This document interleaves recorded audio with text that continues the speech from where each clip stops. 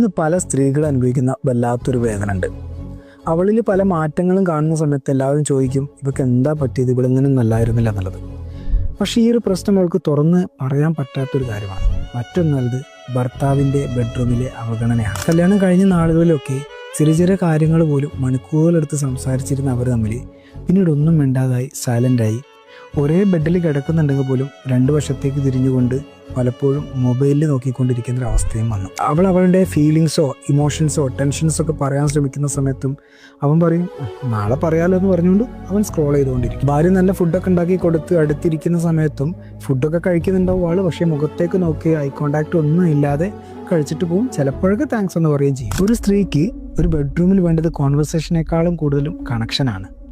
ഒന്ന് കെട്ടിപ്പിടിക്കുക, നീ എൻ്റെ മാത്രമാണ്, നീ എനിക്ക് വിലപ്പെട്ടവളാണെന്ന് അവളെ തോന്നിപ്പിക്കുക. ഇതൊക്കെ അവൾക്ക് ആവശ്യമാണ്. സുഖസൗകര്യങ്ങളുള്ള ഒരു വീടിനേക്കാൾ അവൾക്ക് ആവശ്യം സ്നേഹിക്കുന്നൊരു ഹൃദയമാണ്. ഓർക്കുക, സൈലൻസ് പലപ്പോഴും സ്ലോലി ആ ഒരു ബന്ധത്തെ കൊന്നുകളയും.